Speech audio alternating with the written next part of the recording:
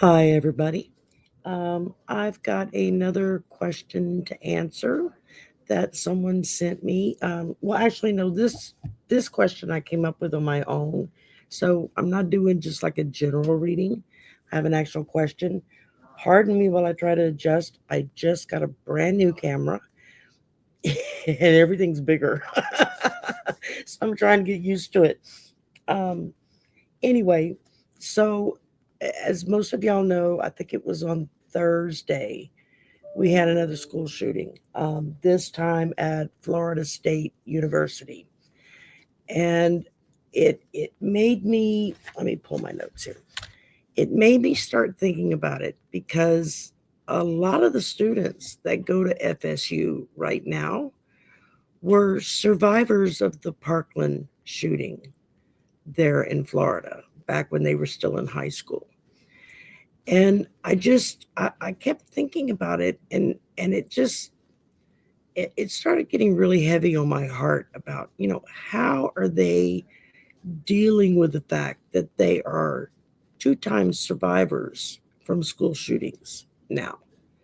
This makes two within what, the last 10 years that they've had to go through. I mean, it's probably been sooner than that, but um and it the more I thought about it, and I kept thinking, is this going to strengthen their resolve to continue their fight for gun control?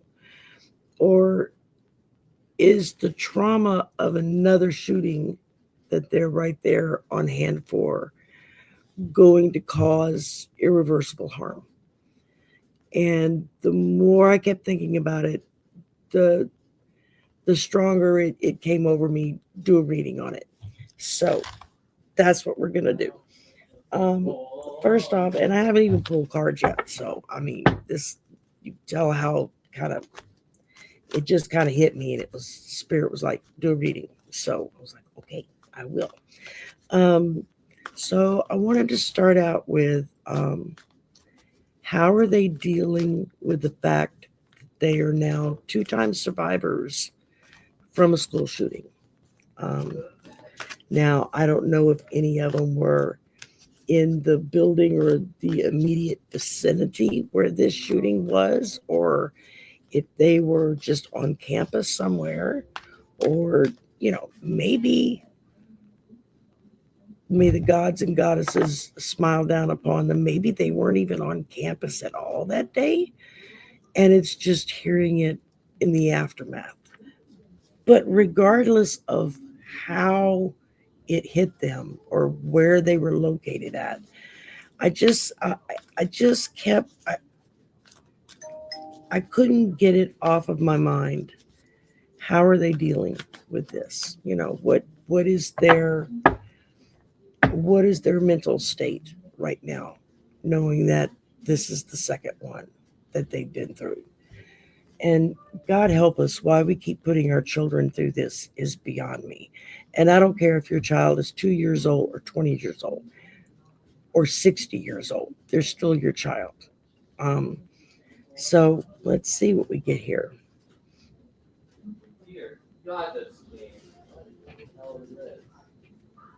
The first thing I pulled was the High Priestess. And let's see, is it going to focus? This one's got an autofocus on it.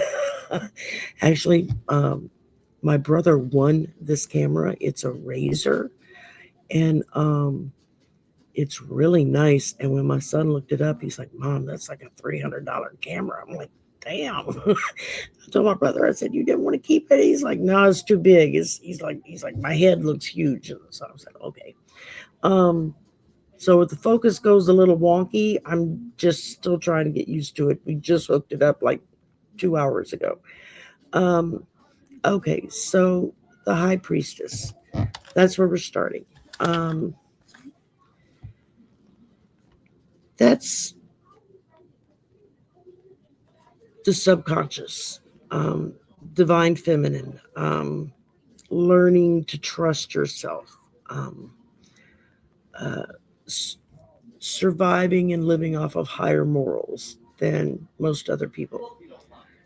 And I would say that these young people have every right to get on their moral high ground and say enough's enough. Um, it's also marked because the high priestess is the number 2. It's marked as the beginning of the beginning of projects and creative endeavors. So maybe this will be a spark that will help push them even further into doing um, more for gun control. I know most of them are pretty active about it, but this may be the impetus that's needed to kick them into high gear. Okay, and then I pulled the 9 of Pentacles. So this is the fruits of your labor. This is self-sufficiency, financial independence. These kids are all in college now. And so they're learning how to be self-sufficient.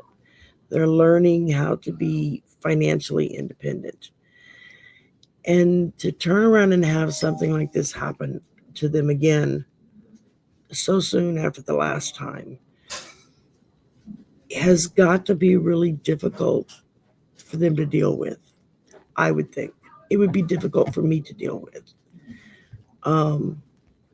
And so, like I said, it was just the more I thought about it, the heavier my heart got over it. It was like, okay, I have to do a reading on it.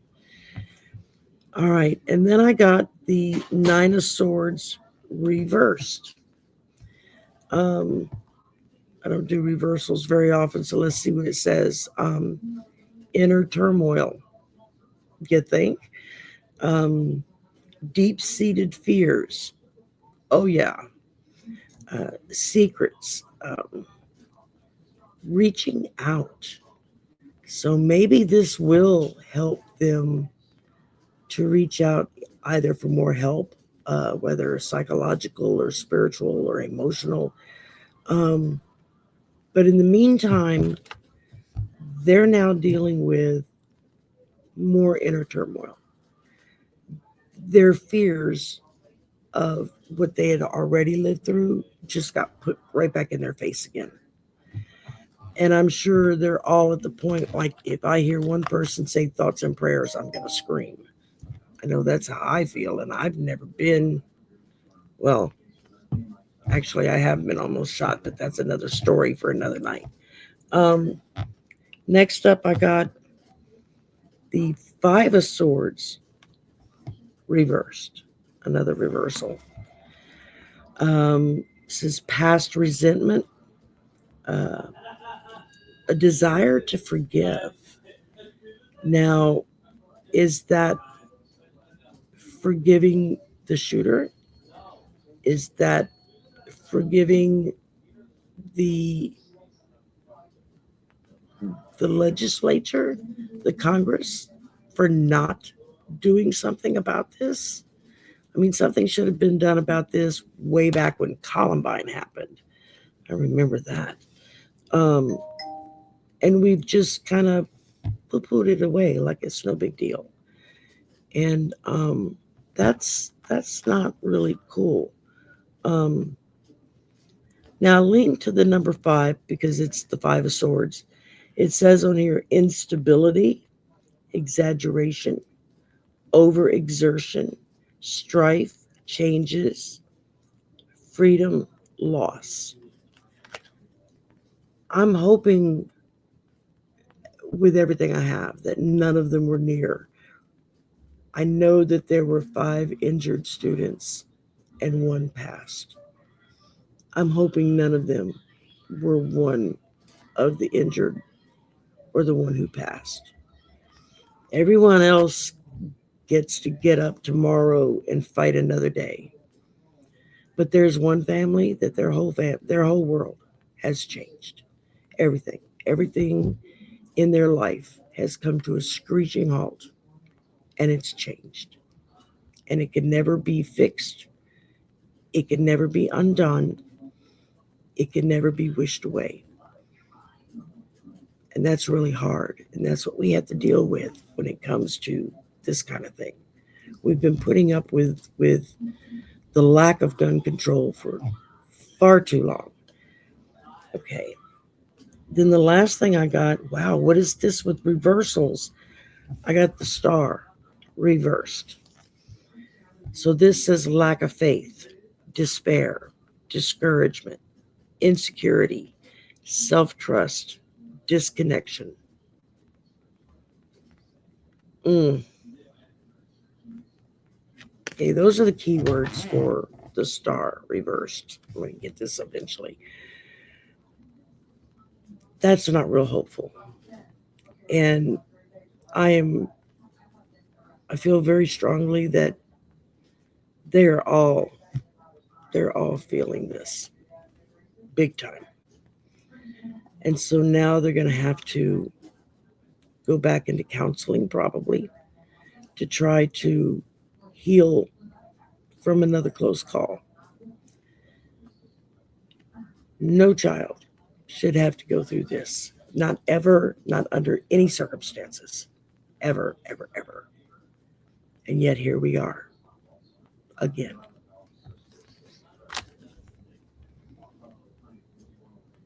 Okay. Let's shuffle these. All right. Will this strengthen their resolve to continue the fight for gun control? Or will the trauma of this cause irreversible harm where they are unable to move forward and do something about it?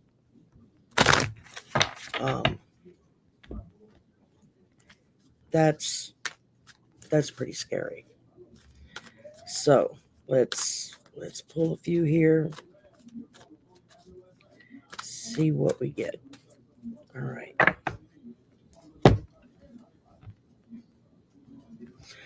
We're starting out with temperance. So let's see if it'll, there we go. Now it's focused. So we're starting out with temperance. That's harmony, that's balance, that's finding meaning in your life, I guess would be a good way to put this. That's a number 14, which reduces to a 5. The number 5 represents change and options. So are these young people going to be the ones that implement real change? This is what we have to work on. This is this very well with temperance. This could be what helps strengthen their resolve to continue the fight. Let's keep going here. Let's see. Another reversal. The 9 of Wands. Reversed. Okay. Inner resources, struggle, overwhelmed, on edge, defensive, paranoia, exhaustion, fatigue, lack of motivation. And then the number 9 stands for strength, compassion, completion, optimism, suffering.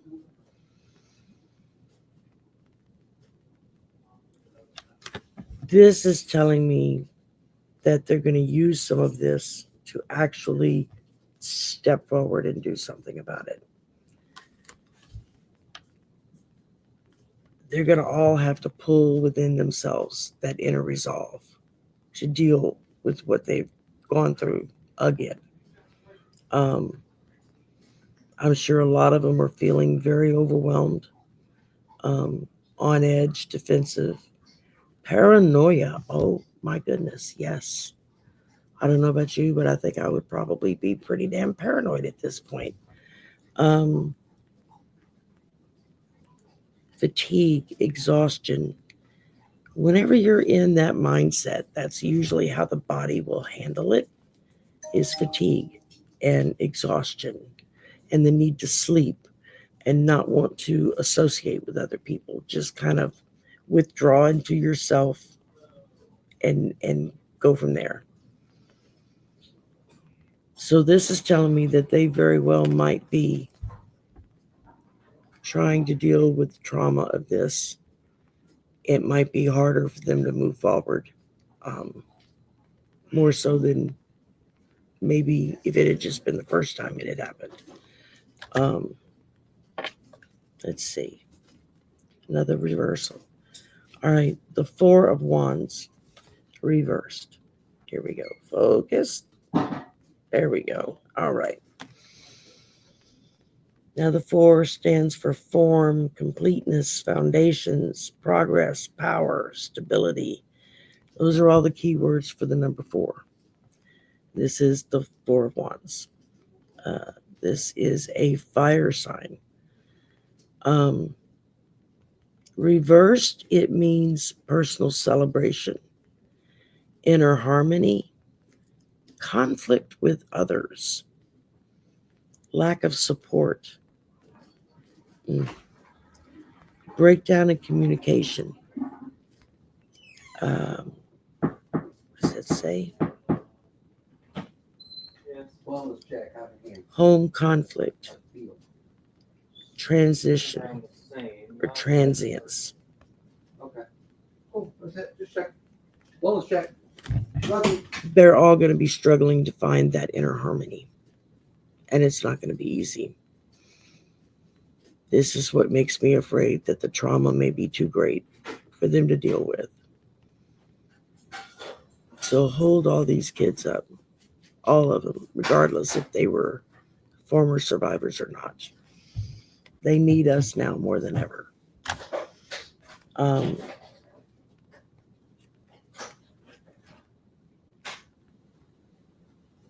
is this?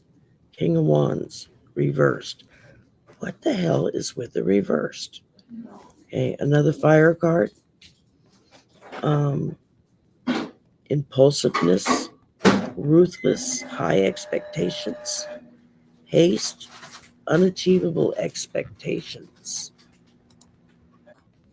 Okay, sorry. I had to take a little break. Somebody was using the microwave and it's loud. All right.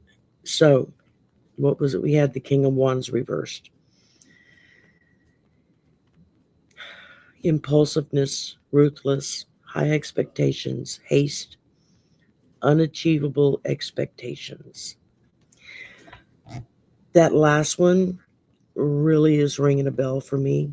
And at the same time, that last one makes me really sad. Because I wouldn't want any of them to feel like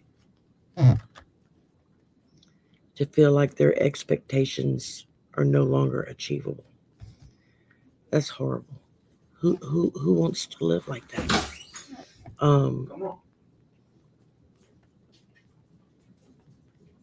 They've all had those high expectations that those in power would make the decisions to do what protects them. And so far, that hasn't happened.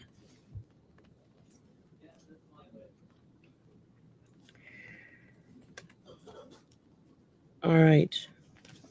5 of Pentacles. Financial loss. Lack. Mindset.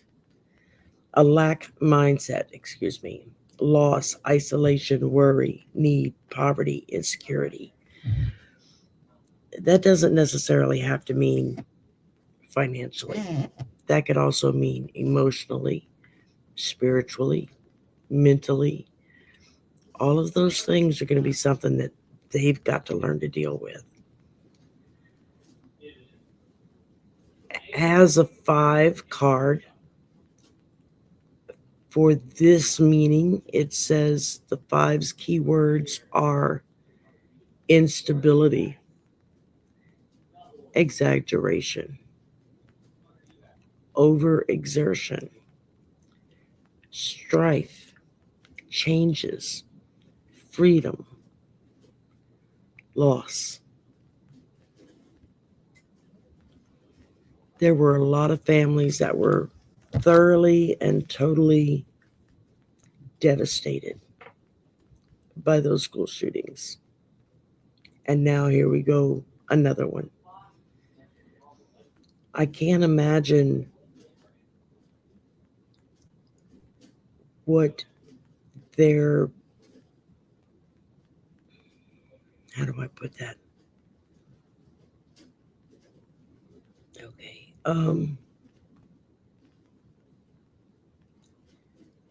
When you get sick, mentally, spiritually, emotionally, anything along those lines, that creates a very contradictory mindset.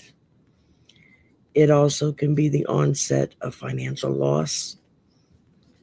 It's been proven biologically, medically, that the more stress you're under, the harder it is for your brain to function normally.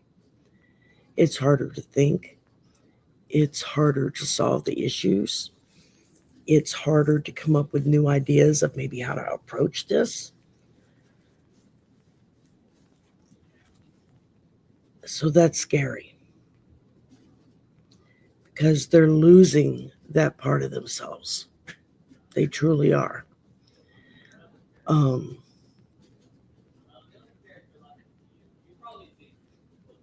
Yeah, that's gonna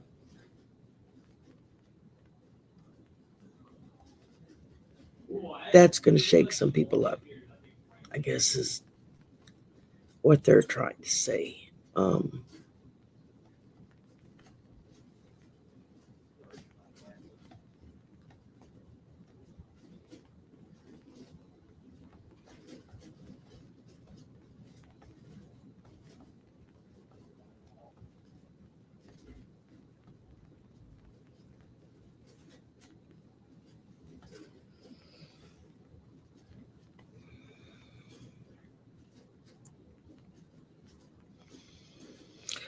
I'm really just, it's very overwhelming that this trauma of this is going to cause irreparable harm for these young people. Not to mention all the other students and faculty and staff that were there. I mean, I work at a university myself. I know several of us that are staff. You know, we're sitting in an office. We're basically sitting ducks, you know. Where are you going to go? And we've all talked about, you know, what are we going to do if we hear gunshots? The other two admins that work in our department, their offices are like out in the front. So they're like the first people you see. My office is like down the hall, around the corner in the back, which I love because I don't get bothered as much as the other two do. You got to come looking for me to find me. And I know one of the ladies and I talked about it, and she was trying to make light of it, but it really wasn't funny. But she was like, well, at least I would know that you would get away safe. I was like, what are you talking about? She says, I'm a sitting duck. She says, my office door and then the little room that's in front of my office, that door, they're both wide open, unlocked for anybody to come through, walk right straight in. She says, who's to stop somebody from walking by that door, pulling a gun and going, pew, pew, pew? That's a scary thought. But me, I'm back in the corner. And there's an exit door right across the hall from my door.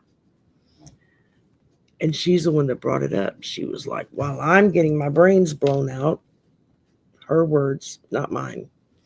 She says, at least that gives you the chance to get out the door, through the lounge, out into the hall to get help. And while, yeah, she's right, that's not the kind of right I would want someone to be. And I fussed at her then. I was like, you don't say that. I said, you know, what if they decide they're going to come through the other side? I said, then I'm going to be first up on the chopping block. I really, sorry, I know there's some long breaks here. No, I'm not falling asleep. Spirits yakking away in my ear. I'm really seeing trauma, irreversible trauma. They may be able to get past it and keep living their lives, but it is not going to be easy at all. And instead of sadness, what I'm picking up is a lot of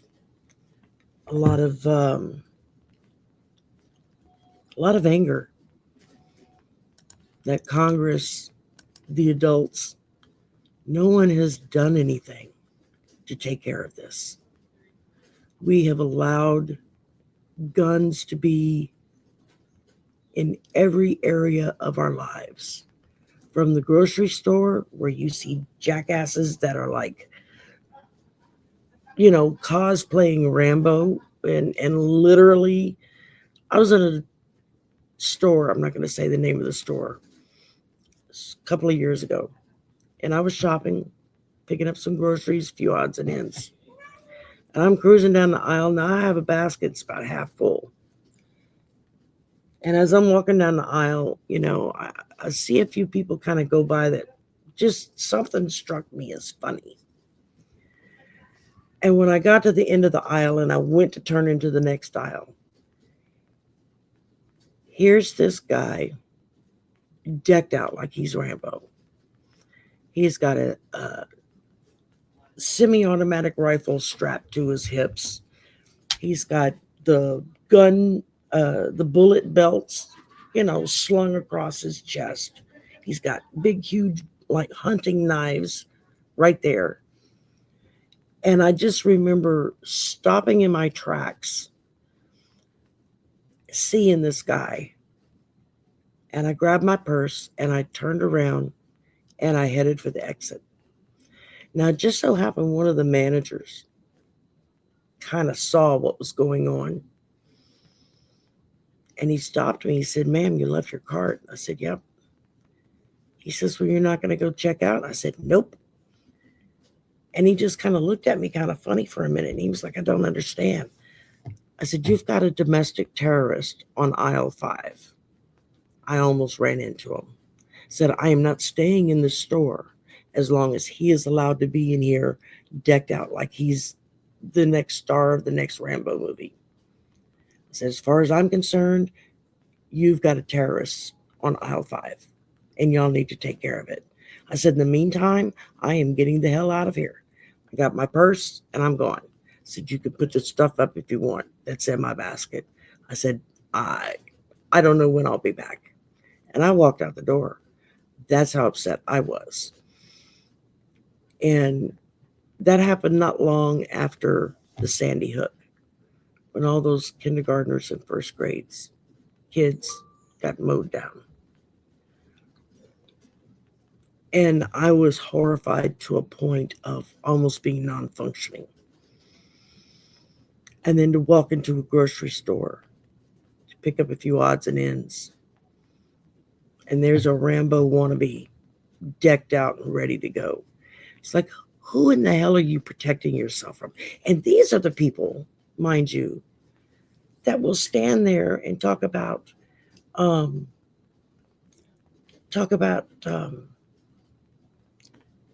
how afraid they are. Well, I need this for protection because, you know, there are bad people everywhere. It's like, you're the only bad person I see. You're the only one that's dressed and acting like the bad guy. And I'm sorry, I don't know if there was anybody else in this store that was the good guy. 9 out of 10, they're not there. And if they are, they usually make the situation worse, not better. And so I was getting the hell out of Dodge. It was like, I'm not staying here for this. For fear of this guy flipping out because somebody says something to him or the price is too high on something he wants to buy, and he just goes, you know, what we used to call back in the day going postal. No offense to postal workers, but the stress levels used to be so high on postal workers that it almost became a standing joke. It was so common to have these mailmen, mail women, whatever you want to call them, these postal workers who would just snap one day and do horrific things, all because their penis is too small and they're trying to prove what a big man they are. For entertainment purposes only, YouTube.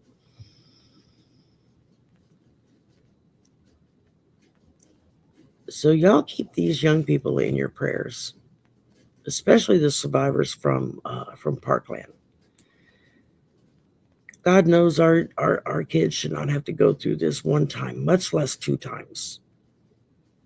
That's 2 times too many in my book.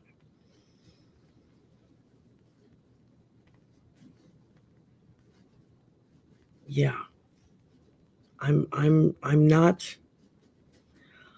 trying hard to find that grain of hope, something to end it on hope. And it's not coming. This is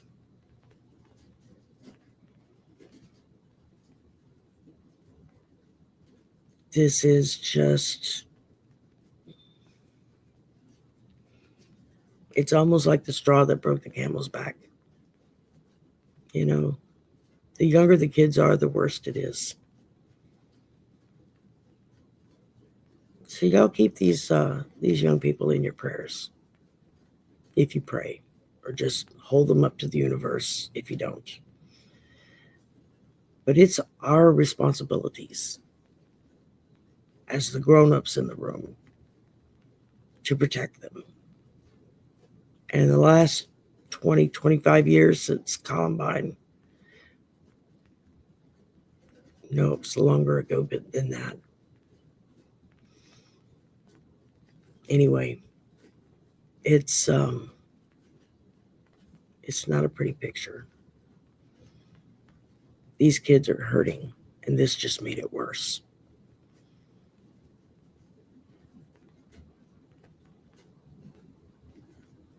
I guess the most positive thing I can think of at this point is that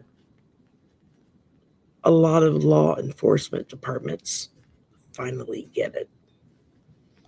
And so they go the extra mile when they hear gunshot wound or school shooting or shots fired or active shooter, whatever terminology you want to use.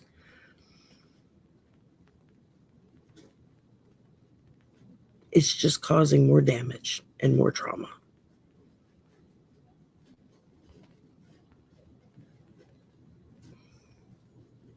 So I say, know what your kids are wearing when they leave for school in the morning. What shoes do they have on? What color pants? What color shirt? You know, are they wearing barrettes in their hair? Do they have a baseball cap on? Is it cool out? So are they wearing a jacket? When the shooting happened at Uvalde, Texas, there were more parents than should ever have to deal with this traumatic event. That the only way they could identify their kids was by the clothes they were wearing or the shoes that they were wearing.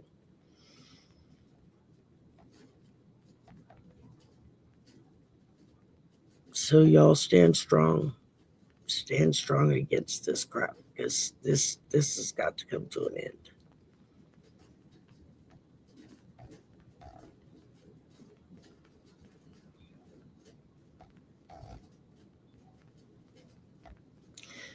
All right, y'all.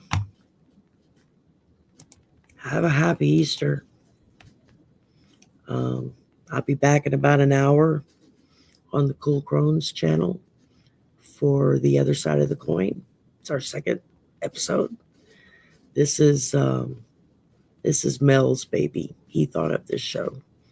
We just jumped on board and said, yeah, let's do it. Tonight we're going to be discussing Wicca, and I'm really looking forward to it. And yes, Mel will be there. So even more reason. All right. Y'all have a great Easter. And I'll see you again later. I'll see you again tomorrow. Do I have anything on Sunday? Yeah. Mastering Mental Wellness. I'll be back on Sunday. and then what is it? Monday night, Mel and I are going to do a live stream together. 5 o'clock, I think we decided on. And so I'm looking forward to that. All right. I will talk to y'all later. Got to go get prepped for the next show. And we'll talk soon. Bye for now.